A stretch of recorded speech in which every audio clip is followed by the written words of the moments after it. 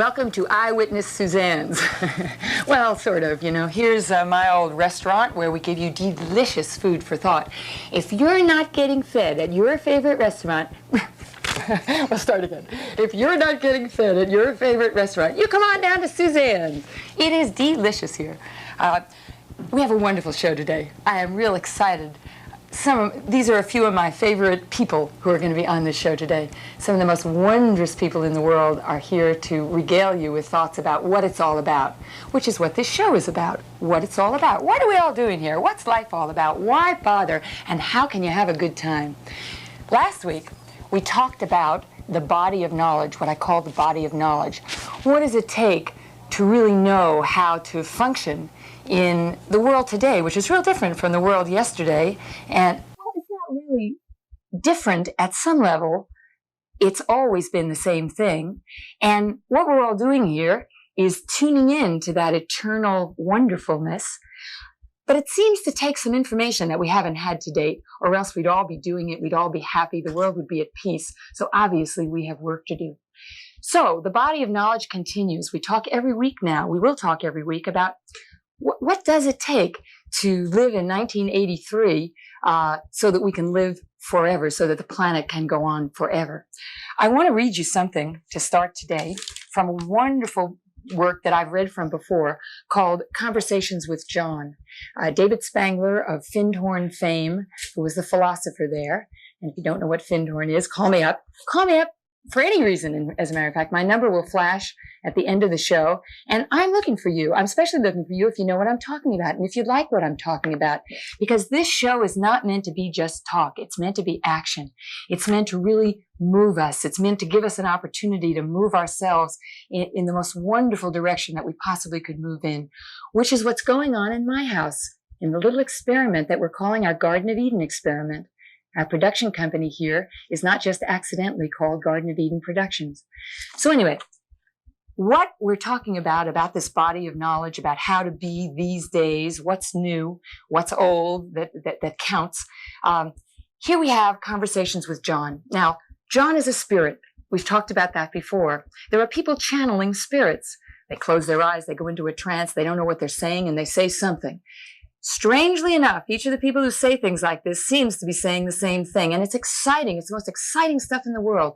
It's like somebody knows. The intelligence knows, and they're trying to get the message through more and more these days. You guys know the Seth books? Those are probably the most famous channel books, but there's lots of others. I love them all. So I'm going to read you from Conversations with John. John is speaking to David Spangler, this philosopher from Findhorn. And here's what he says. He's talking about how it is to be a human being and how can we be the most we can be. And he says, the realm in which love or synthesis and a clear identification with one's inner divinity, that's the realm we want to talk about, where love and synthesis and a clear identification with your inner divinity are the structuring principles. Okay, so in this realm, all life strives to fulfill three conditions. The first is to unfold its fundamental identity, to be true to itself. The second is to grow in its knowledge of who it is, so that it can more skillfully and completely fulfill the first condition. The third is to participate in the larger beingness of God by discovering how to transcend itself in connections and synthesis with others. Simply put, it seeks to honor itself and to honor the larger whole of which it is a part, which can also be seen as its larger self. The act of the spirit is to empower each form of life, each identity, each consciousness to fulfill these conditions. If a spiritual world is a place where one may find the spirit, then such a world is evident whenever a being seeks to empower or enable another to find that inner spirit and outer wholeness and synthesis.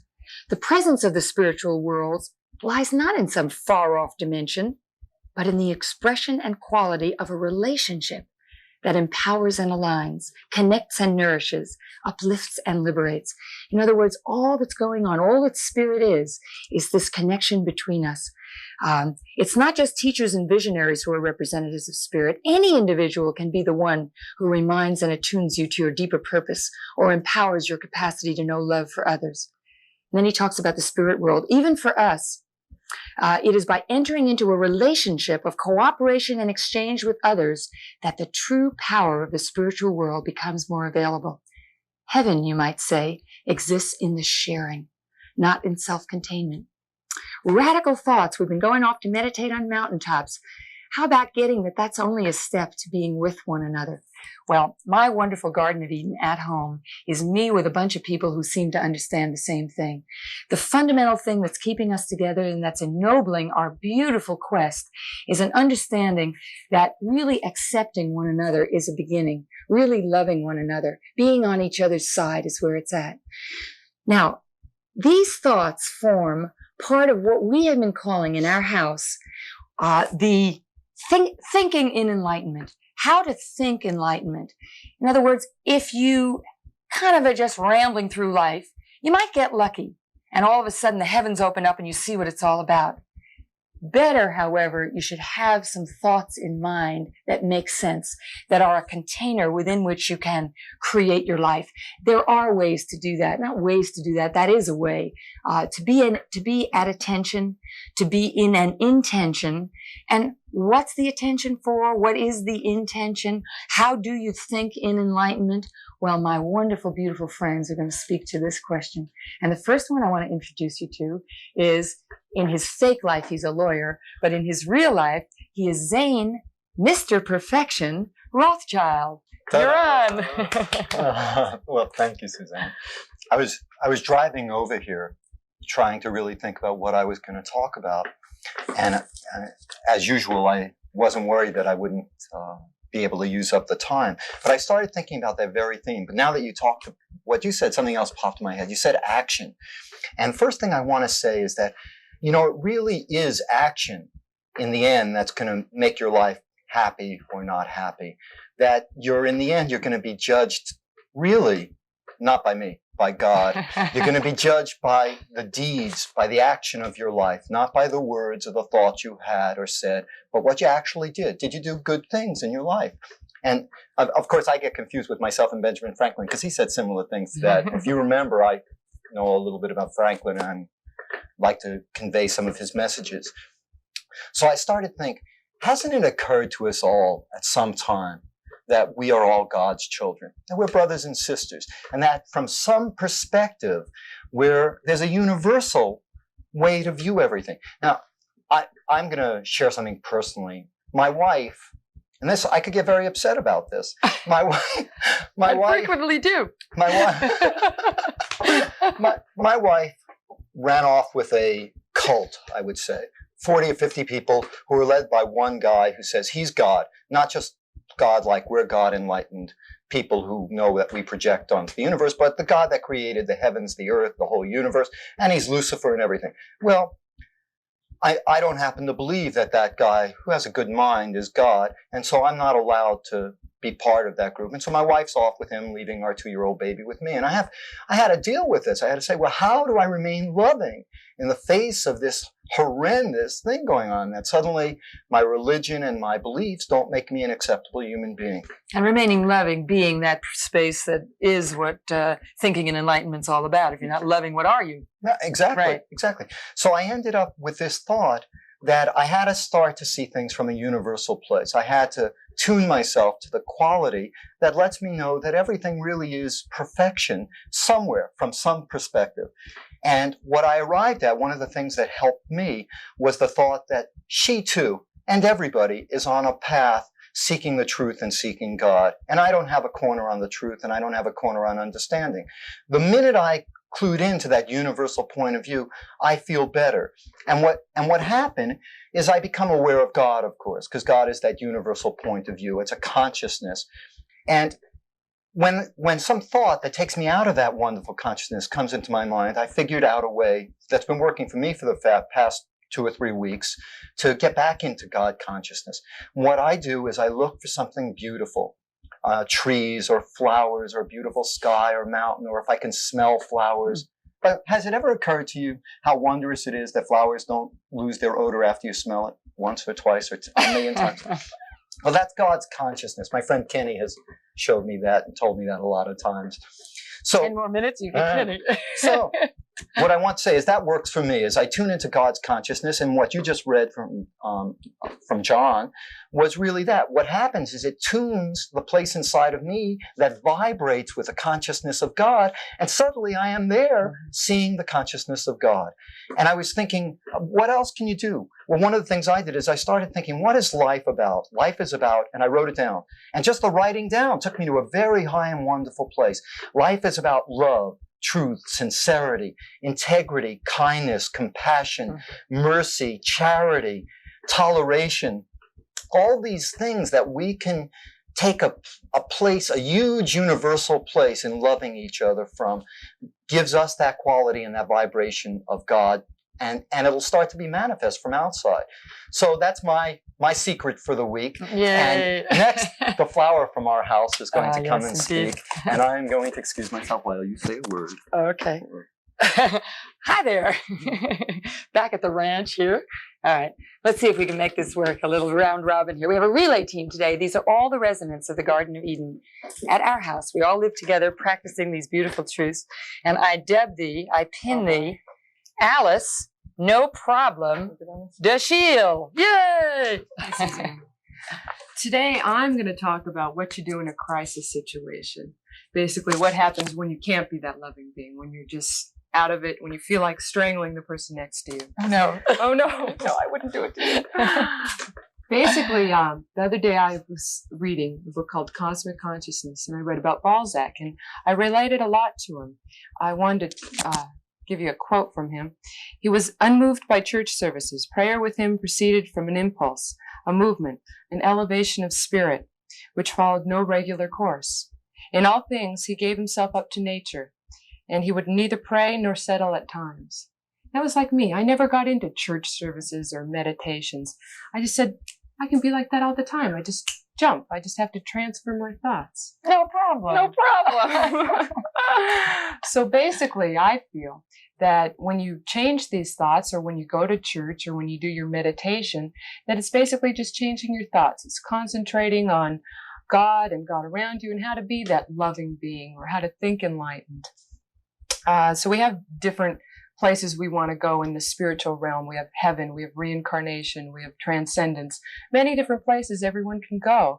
And they're just different roads, and there's different steps to take. And if you choose to follow the devil or something to that sort, then you've got to take the consequences for going on that road. So I'm going to talk about what I do when I really feel like I'm not going down my road that I want to go down, and I get sidetracked looking down the dead end. I've got some words down here, keywords: stop, look, listen, and evaluate. So that's basically it. You stop, you say, wait a minute, what's going on in this situation? What's happening here? You listen, what is this person actually saying? Not what am I hearing him say? What is this person saying? Where is he coming from? Listen, think about it, get it in your mind. Then evaluate. What should my response be? Should I kill this person, or should I actually say, okay, I understand what you're saying. Let me try and give you a loving answer and reply. Then you have to play name the game. Do you want happiness or sorrow? Okay, which one do I choose? Do I choose happiness, or do I choose sorrow? Do I come back with a violent answer, or do I, be loving and give the person a hug? And then you get to play your part. If you push button A, you get result A. If you push button B, you get result B. If you get, if you decide on happiness, well, great. You have a good time afterwards. If you decide on, killing the person, well, you go to jail for 5 years, 10 years, your whole lifetime. So that's no fun. So basically, it's just choosing what you want to do and living up to, what you do with it. Right. The worst jail is the one inside where you feel miserable. The heck with the walls and the bars. But I got a new game for us, Suzanne. It's called Let's Make a Deal on Life. Just like Monty Hall. Remember Monty Hall and Let's Make a Deal? Funny show. Okay, so what do you want? Do you want the big box on the floor, Suzanne, or do you want the small box? I'll give you a clue. The big box has happiness, joy, loving, great people. Yeah, I want the big box. You want the big box? Okay. Or the small box. Small box is suffering, a little bit of sorrow, crying at night. I don't want that at all. Okay. No. Okay. So it's your dream, you guys. You can make it up. If you want to choose the big box on the floor, do it. If you want the small box, that's okay too. Matters just where you want to go. So that's that's sort of my way of doing it. Just stop, look, listen, and evaluate, and choose where you want to go and go for it. Yeah, I had a heavy good. enlightenment experience this week. I didn't have time to talk about it. I thought maybe I could squeeze a minute Squeeze out. it in. But yeah, I can squeeze it in now. Where I have this person who's just been making life miserable. He likes to make it miserable, and I keep thinking I'm a loving being. I should be sweet all the time. All of a sudden I said, wait a minute. Went for the small Wait box. a minute. You know, this is really painful no matter what I do. So I finally said, wait a minute. You just measure up and be a painless person, and then we can have a good time together. But, you know, don't inflict your thing on the rest of the world. Certainly not on me. Never again. I choose happiness, and I choose to be with people who are into happiness. Give me your microphone, and we'll get our next. Choose the big box. We get our next happy fella up here. Right, I love Mr. you. Quotable. I love you too. Okay, now we have the most wonderful being who has also done a whole show of his own, as have Alice and Zane, which if you people are watching every week, you know we've seen them both. So here we have a wonderful healer, the roto-rooter of your spiritual insides, getting rid of all your blockages to love and consciousness, Greg, Mr. Sincere Houston. Oh, you're so sweet. Oh, I love it. I thought about the basic question, the theme that we're looking at today, the issue of thinking enlightenment, or for me, I have to think of it as living an enlightened existence and what that means. And the word that came to mind is balance. For me, living enlightenment is living a balanced life. And I had to stop to think about what that meant for me, what living balance is. And I began looking inside myself, and I said, gee, living in balance is not only living in harmony with what's outside yourself, but it also means what is inside yourself as well. And that is a realization. Not only that, but when one begins looking at themselves, they realize that they're a cluster of many, many different things. There are many voices, there are many faces. They have a long history that's manifested inside themselves. And I'd like to talk a little bit about the ways we can look about what's inside ourselves. Okay, you have to talk fast because we are running low. So, Okay. you know, Anyway, the different parts include our sensations, our bodily feelings. It includes our thoughts and the images that flow through us. It involves our emotions, how we feel. And sometimes those things are in harmony and sometimes they aren't. But before you find out where the harmony is, you need to listen and hear what they are. And that's what I have attempted to do in my life for the last X number of years. And the challenge continues. It's a day-to-day thing. It's a day-to-day thing, looking at those different parts. I have a quote that I'd like to read because it's what I would recommend to anyone who wants to achieve any kind of sense of balance within themselves, and it has to do with vision. This quote is from a person named Christopher Hills, who is with the University of Trees. And he says, to material-minded people, a vision is a dream that is not real. But to the highest expression for the visionary, it is to have a vision of the future that is so powerful that you are moved to make it as real to others as it is real for you. Sounds like us. That's what I would like, I'd like to believe that about us. I think that vision is what draws us and holds us together, having a common sense of vision. Absolutely. No question about it. We're not random. It's not an accident. It took me, I hate to tell you how many years, I don't want to say numbers, but to find all of us and to be together. Feels like it has been forever in my life. Mm-hmm. Yeah, and it feels that way for me as well. A real joy to be part of our group. Okay. Are you ready? I'm ready. Hand it over. Okay, next we have the great explainer who also did a show all his own, in which I forgot to mention that he's also an astrologer, but only for fascinating people. He's phasing out of just... So if you've got an incredibly fascinating life to share with our friend Kenny Nirvana Now Richards. Thank you very much, Suzanne. Since Nirvana is now, and this show is dealing with attaining enlightenment now, the first thing is to accept that there is something called enlightenment, which to some extent everyone possesses and does not possess to some extent, that it is something which can be achieved. There is something to do. And as Zane and Alice and Greg have discussed, there's something you can do within the physical world. There's some way that you can act within this world, which is correct action within Buddhist philosophy. You can do your correct livelihood. There's a way to act in harmony with the laws of nature. So we are assuming that there is a universal harmony.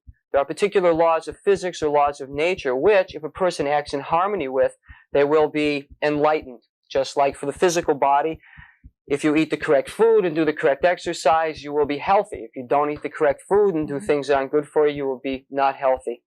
So there is at least a possibility to be enlightened. And many people think, well, since this is the world of illusion, that an enlightened state means no thoughts. Beyond form, beyond thought, beyond everything. That may be one state of enlightenment, but we are talking about thinking in enlightenment. How do you think? And it's pretty easy. Anybody can figure it out by their own self.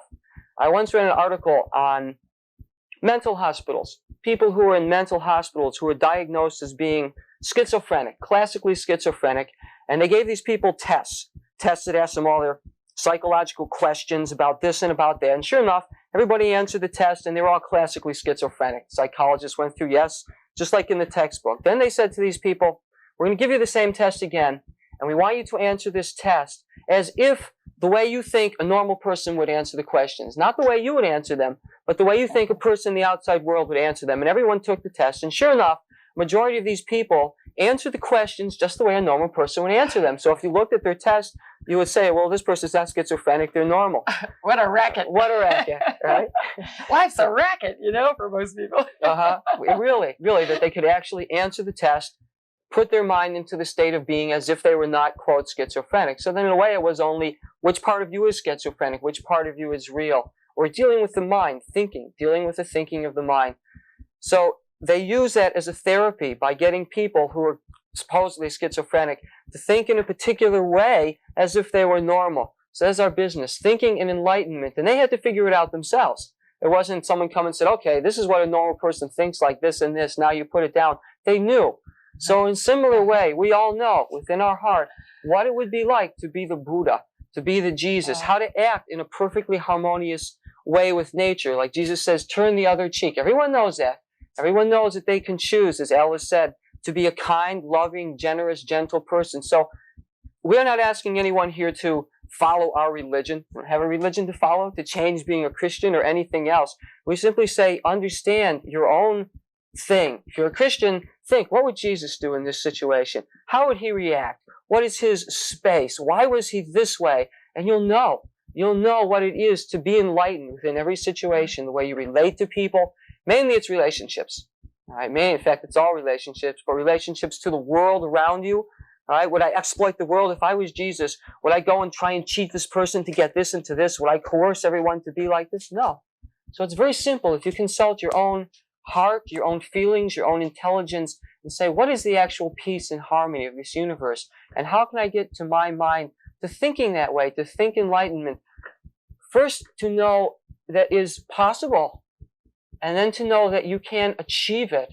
And you can do it yourself. You can do it by reading things and studying this and that. But ultimately, your own intelligence, and if you trust your heart, you'll know how to think in an enlightened way, and thereby how to act in an enlightened way within this world. And that's what we call thinking in enlightenment. Everyone else says, look, do this, don't do this, don't do that, be like this, be like that. Everyone gets confused. If you can think your own self, your own intelligence, to be eternal, to be perfect, to be your spiritual being, then you automatically know how to act in enlightenment. And it's just a matter of wanting to be that. Yes, I do. I realize I am an illusion. There is something called enlightenment. I really want to think that way. I really want to be that way. It will then come to you. Well, that's wonderful, Kenny. I have written down here, apply it, don't applaud it. And that could be the story of the whole thing about think enlightenment. First of all, tune in to a Jesus consciousness or an aware. Get smart, for heaven's sakes, read some books, talk to people who know. But then, it isn't a matter of going for church services or for a momentary, for respites of meditation and kindness. Do it all the time. It's time to get to a place where we're actually living these truths. And that's, of course, what this show is here to do. And what our Garden of Eden with all the folks that you've now met. You haven't met the babies. We'll do that perhaps some other week. But these are all the adult residents in my little family where we really are attempting to do more than just mouth these things, but to really embody them. And if you're on that trail also, by all means, call us up. Send for my material. It's called The Cosmic Fuel Pump, an intimate diary, how I get sane in a crazy world. And it quotes all these wonderful people. And in fact, you know what Kenny was just saying, be rigorous with yourself, do it. I want to add to that, find other people. Get together with your own Garden of Eden. Find people to make a pact with. That you know, the world will give you the weirdest feedback. It's so hard to discover yourself without some good friends by your side. But find some others who vibrate to the truth that you vibrate to, if you do, and hang out with them. You can leapfrog over one another. That's all we need is one another. You know, all of the religious leaders of the world haven't done it for the world. It isn't a matter of worshiping anyone but yourself and each other. And now I want to leave you with a homework assignment. The homework assignment is, as we have done each week, we've created a little phrase for you to say when life gets tough, to remind yourself of where you might be, how to think enlightenment. Actually, before I give you the phrase, I'll tell you that the even bigger homework assignment is to really resonate with everything everybody said here today. These were wonderful tips. We've been having an ecstatic time discerning these things, sharing these things with one another. And I guarantee you that they're all roads to home, which is where we all want to be. Home is where the heart is. But I want to tell you this particular little phrase that you might use. The phrase, and I'm going to explain it to you, is resist trauma. Now, I'm going to tell you a story about my 16-year-old twins. This person who gives me a hard time borrowed our camera, in which a roll of film that was all taken was living. And he went and he took his own films and he lost our roll of film. And I had to tell the children who had taken some of the pictures. And I said, children, the film is lost. And they said, what? How could this happen? This is not possible. I don't like it. And then they said, well, we'll take more pictures. I mean, it was like that, you know. 1 minute they were miserable. They had put makeup on and taken beautiful pictures. And they said, we'll put more makeup on. We'll take more pictures. We can all do that. Just drop it when you get into one of those holes where, you know, so what if the world has given you a blow? Do you want to fight back? Or do you want to somehow allow that to be and move on in love and peace and beauty? Now, I want you all to remember to have Suzanne parties, if you will. Invite me. I'll bring my friends. If you live someplace exotic, so much the better. We'll bring our videotape and we'll really talk about what matters. Don't forget to send for my notes, send for my diary, call me up. And if you have good thoughts like these thoughts about how to think enlightenment, send them to me and win a day in the Garden of Eden. We'd love to have you. Well, it's time to open the restaurant now. Time for the folks to come into Suzanne's to absolutely get ecstatic with one another about unarguable and unconquerable love, which is what the universe is all about. Thank you, Mayor Baba, for that wonderful phrase. I love you all. Come visit me now. Bye.